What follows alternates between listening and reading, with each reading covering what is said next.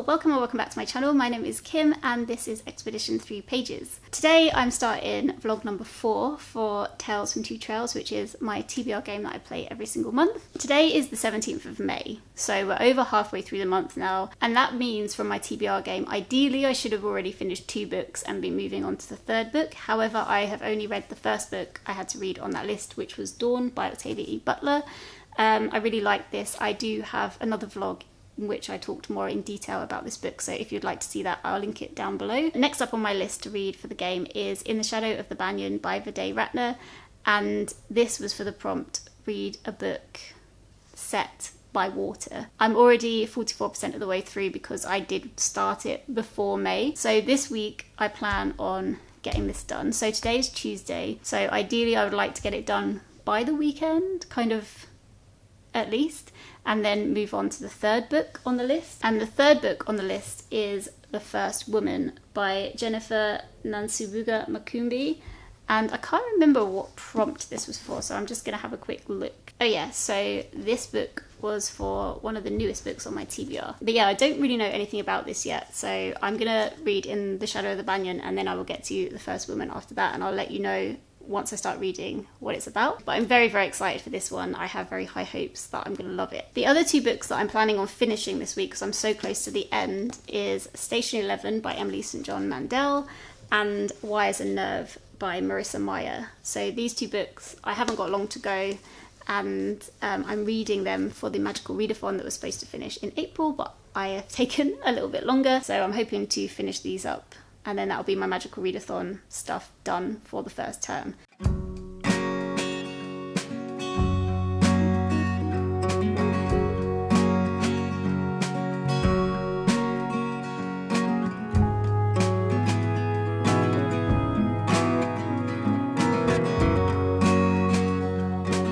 Can we see any bugs?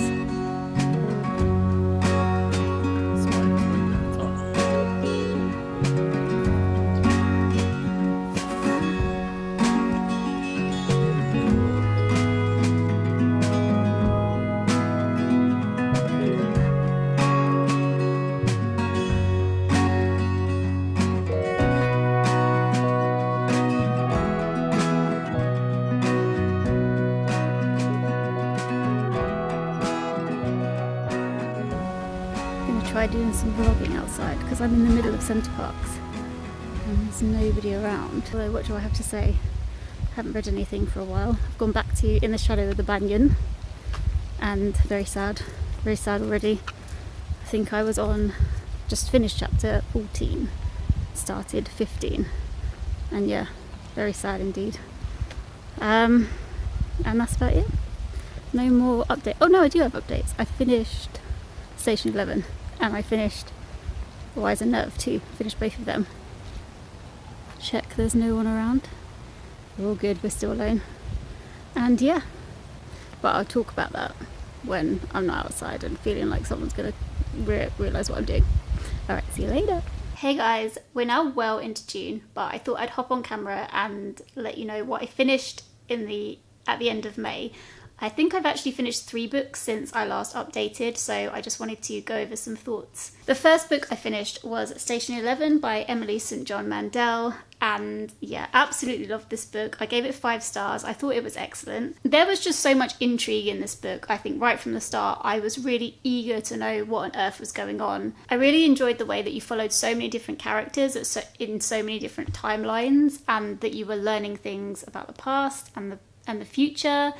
And I really like the way it just made me think about what it would be like if, you know, COVID had gone so much worse. It also made me kind of reflect on the fact that when I read a kind of dystopian style book, when things break down and the world has completely changed and it's kind of broken down to like a level where there aren't that many people left and there are smaller knit communities dotted around and everything, there is something appealing about that. Even though the quality of living is so much worse, and obviously things and civilization has broken down a lot, there's so much that you can't do, there's so much, you know, that you need, like medicine and stuff like that, you can't get.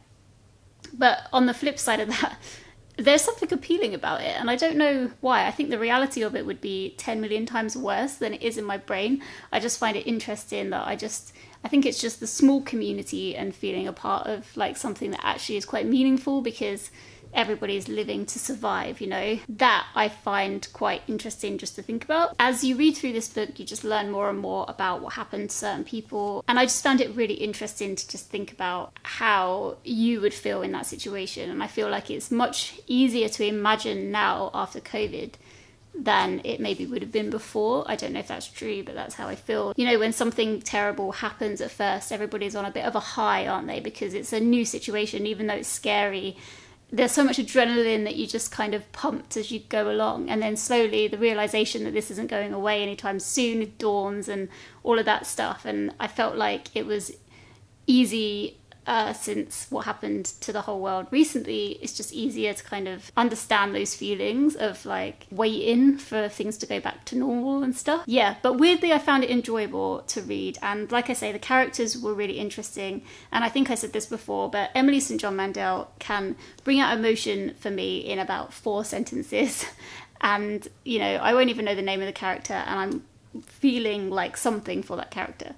So yeah, I would recommend this book. I did try to watch the TV program, and I think I got about 4 episodes in, but they changed too many things for me in the storyline for me to watch it right now, because I was really liking this book and I wanted to watch it on the screen, but too many things were changed and it was kind of irritating me. But I'm not saying that it's a bad TV program, it's just different in subtle ways, or not so subtle ways. And so I just think I need a bit of a break before the book and the TV show to be able to fully appreciate the TV show and not get so annoyed with it.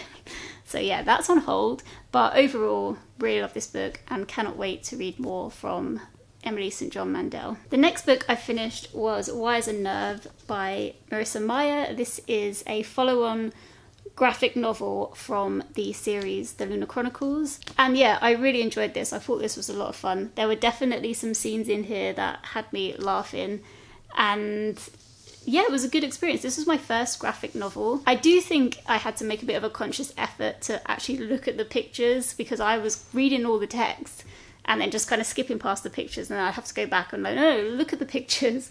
So that was a bit different, just because I've never read a graphic novel before. Although I have read comics, so you think that wouldn't have been a challenge for me. But anyway. And yeah, I would say like I really like Marissa Meyer's writing style, and I enjoyed the story. But after reading the novels, there is a lot less detail in here than you would get in the novels, I guess, because you are hearing a bit from Aiko's perspective, but all the other characters, you're just kind of seeing things happen to them. And I'm not as used to that with these characters. So it did feel like a bit removed, I guess. You're just kind of looking at a very quick-paced event that was going on. And yeah, I did find it enjoyable, but I did find it kind of went by really quick, which I guess is the point of graphic novels. But then I was like, oh, this is happening. Oh, it's over already. Okay, you know, it was kind of that feeling a little bit. But yeah, like I say, I did enjoy this, and I do want to pick up volume 2 and find out what happens as well, because it left it on quite a big cliffhanger from what I can remember. And I do think the illustrations were really great as well. It's art by Doug Holgate, and they had these chapter pages which I thought were really pretty. They're just star pictures. So yeah, they're not very exciting to look at on camera, but they're just pretty. I just think it was laid out really nicely. This book, Amy from A Star Reads bought for me so very kindly. So yeah, thank you so much, Amy. I really enjoyed it and can't wait to read volume 2. So thank you so much for buying this for me.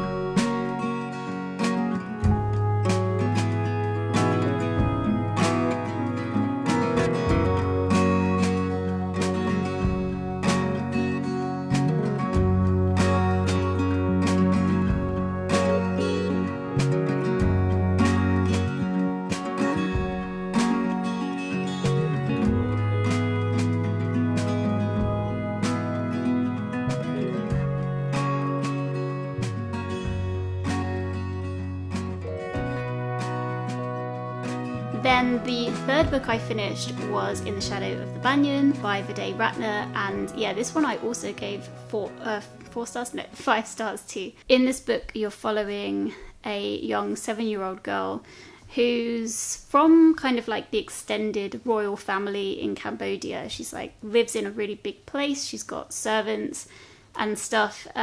She's well used to the comforts of life. And then in 1975, I believe it is, the Khmer Rouge came into Phnom Penh, which is the capital city of Cambodia, basically came into all the houses and evacuated the houses, said you have to leave immediately. I think they said the Americans are attacking, everyone has to get out of the city now, and they were threatening people if they weren't leaving, and so her whole family have to get up and leave immediately. Just they don't really get to take anything with them. They've got their car and off they go, and then they're stuck in this car in traffic for like ages and ages, and then they just keep moving and keep being told to keep moving by soldiers. And yeah, this happens when Rami's about 7 years old, and you're following it from her perspective, which kind of allows you to be slightly removed from the story in a way, because you're following it from a child's perspective where the adults are trying to protect her and the other children from like the real horrors of what's going on, or at least they're just not talking to her about it, particularly because she is so young. As the story goes on, she does see more and more things, but there are things that happen or that are implied to happen that you understand are happening because you are an adult reading the story, but Rami doesn't necessarily understand what's happening, so you kind of got to just read between the lines a little bit. The story itself is based on the author's life, so I believe when the Khmer Rouge came into Phnom Penh, the author was 5 years old. She's written it in a very kind of poetic way, so she uses a lot of Cambodian religious stories, Cambodian kind of, I don't want to say folk tales, but yeah, like just stories, because the father in the book is a poet, so there's a lot of kind of poetry incorporated into it and stories and things. And yeah, I thought the writing was really beautiful, and I think I did the book a bit of a disservice because I started it many months ago and I read to about 44%, and then I picked it back up in May and finished it. And I do think I do wish I'd just read it all the way through, because there were small things that I had forgotten, and so I can't quite piece my thoughts about the book as a whole completely together. But yeah, I thought it was a beautiful book, and I do highly recommend this one as well if you think it sounds like something. Oh, it's very like hard hitting, and even though in some respects you are removed from the horrors and kind of the detail of what's going on, you do still hear about really awful things that are happening or have happened, so just be aware of that. There's definite like trigger warnings and stuff in this book. Anyway, yeah, that's all my updates for May. I think I finished 6 books in May, which is actually really good for me. I actually might have had 3 5-star reads in May, so Station 11, In the Shadow of the Banyan, and also Little Dorrit was a 5-star, and I finished that in May as well. And Why is a Nerve 4-star, so was Dawn by Octavia E. Butler, that was also 4-star, and I can't remember what else I read, but I think I read something else as well, and yeah, hopefully that was highly rated too. So yeah, I'd love to know what your favourite book was that you read in May. That's it for this vlog. Thank you so much for watching, and hopefully I will catch you in the next one. Take care everyone, bye!